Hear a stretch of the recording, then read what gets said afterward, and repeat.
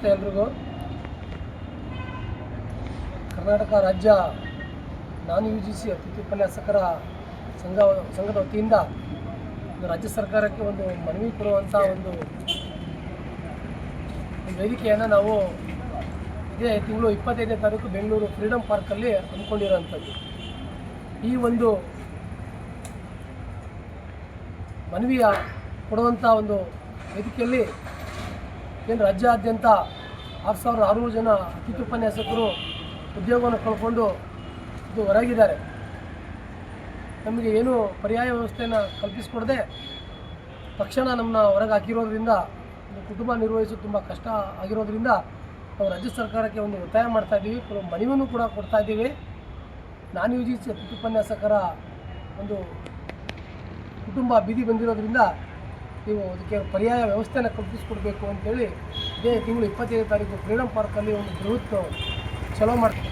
ಹೋರಾಟಕ್ಕೆ ರಾಜ್ಯ ಅತಿಥಿ ಉಪನ್ಯಾಸಕರು ನಾನ್ UGC ಅತಿಥಿ ಉಪನ್ಯಾಸಕರು ಭಾಗವಹಿಸಬೇಕು, ಈ ಒಂದು ಹೋರಾಟವನ್ನು ಯಶಸ್ವಿಗೊಳಿಸಬೇಕು ಅಂತ ಈ ಮೂಲಕ ನಾನು ಮನವಿ ಮಾಡ್ಕೊಳ್ತಾ ಇದ್ದೀನಿ. ಆತ್ಮೀಯ ಸ್ನೇಹಿತರೆ, ಕರ್ನಾಟಕ ಸರ್ಕಾರದ ಸಿದ್ದರಾಮಯ್ಯ ಅವರಿಗೆ ಕರ್ನಾಟಕ ಮಾಹಿತಿ ಹಕ್ಕು ಮತ್ತು ಸಾಮಾಜಿಕ ಕಾರ್ಯಕರ್ತರ ವೇದಿಕೆ ಶಿವಮೊಗ್ಗ ಜಿಲ್ಲೆ ವತಿಯಿಂದ ಒಂದು ಮನವಿಯನ್ನು ಮಾಡ್ತಾ ಇದ್ದೇವೆ.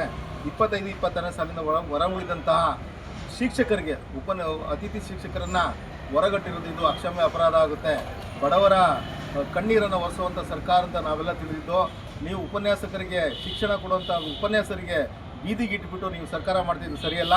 ಆದ್ದರಿಂದ ಈ ಕೂಡಲೇ ಎಚ್ಚೆತ್ತು ನೀವು ಸರ್ಕಾರ ಅವರ ಮನವಿಗೆ ಸಲ್ಲಿಸಬೇಕು. ತಾರೀಕು 25ನೇ ತಾರೀಕು ಏನು ಫ್ರೀಡಮ್ ಪಾರ್ಕಲ್ಲಿ ಧರಣಿಯನ್ನು ಹಮ್ಮಿಕೊಂಡಿದ್ದೆವು, ಶಿವಮೊಗ್ಗ ಜಿಲ್ಲಾ ವತಿಯಿಂದ ರಾಜ್ಯ ಮಾಹಿತಿ ಹಕ್ಕು ಮತ್ತು ಸಾಮಾಜಿಕ ಕಾರ್ಯಕರ್ತರ ವೇದಿಕೆ ವತಿಯಿಂದ ಸಂಪೂರ್ಣ ಬೆಂಬಲವನ್ನು ಈ ಮೂಲಕ ನಾವು ನೈತಿಕವಾಗಿ ಮತ್ತು ಆರ್ಥಿಕವಾಗಿ ಮತ್ತು ಎಲ್ಲ ರೀತಿಯಲ್ಲೂ ನಾವು ಸಂಪೂರ್ಣ ಬೆಂಬಲವನ್ನು ಸೂಚ್ತಾ ಇದ್ದೇವೆ. ಈ ಹೋರಾಟಕ್ಕೆ ನೀವು ಬೆಲೆ ಕೊಡ್ತಾ ಇದ್ದರೆ ಅಥವಾ ಅವರ ಮನವಿಯನ್ನು ಪುರಸ್ಕರಿಸ್ತಾ ಇದ್ದರೆ ಮುಂದಿನದಲ್ಲಿ ಉಗ್ರವಾದ ಹೋರಾಟವನ್ನು ಹಮ್ಮಿಕೊಳ್ತೀವಿ ಅಂತೇಳಿ ಈ ಮೂಲಕ ತಮಗೆ ಎಚ್ಚರಿಕೆಯನ್ನು ನೀಡ್ತಾ ಇದ್ದೇವೆ ಹಾಗೂ ಮನವಿಯನ್ನು ಸಹ ಮಾಡ್ತಾ ಇದ್ದೇವೆ ಅಂತೇಳಿ ಈ ಮೂಲಕ ಆಗ್ರಹಿಸ್ತಾ ಇದ್ದೇವೆ. ನನ್ನ ಹೆಸರು ಮೂರ್ತಿ ಅಂತೇಳಿ ಸಾಮಾಜಿಕ ಕಾರ್ಯಕರ್ತರ ಅಧ್ಯಕ್ಷರು, ಶಿವಮೊಗ್ಗ ಜಿಲ್ಲೆ. ನಮಸ್ತೆ. ಅತಿಥಿ ಉಪನ್ಯಾಸಕರು ಸುಮಾರು 10, 15, 20 ವರ್ಷದಿಂದ ಸುದೀರ್ಘ ಸೇವೆ ಸಲ್ಲಿಸುತ್ತಾ ಬಂದಿದ್ದಾರೆ. ಅವ್ರನ್ನ ಈ ಥರ ಇದ್ದಾಗೆ ಹೊರಗೆ ಹಾಕಿ ಅವರನ್ನು ನಿರ್ಗತಿಕರಿಗೆ ಮಾಡೋದು ಕಷ್ಟ ಆಗುತ್ತೆ. ನಾವು ಅವರಿಗೆ ನಮ್ಮ ಜಿಲ್ಲಾ ಮಾಹಿತಿ ಹಕ್ಕು ಕೇಂದ್ರದಲ್ಲಿ ಅಧ್ಯಕ್ಷರು ನಾವು ಸಪೋರ್ಟ್ ಕೊಡ್ತಾಯಿದ್ದೇವೆ. ದಯವಿಟ್ಟು ಅವ್ರಿಗೆ ನ್ಯಾಯ ಕೊಡಬೇಕು, ಇಲ್ಲಾಂದ್ರೆ ನಾವು ಉಗ್ರ ಹೋರಾಟಕ್ಕೆ ನಾವು ತಯಾರಾಗ್ತೀವಿ.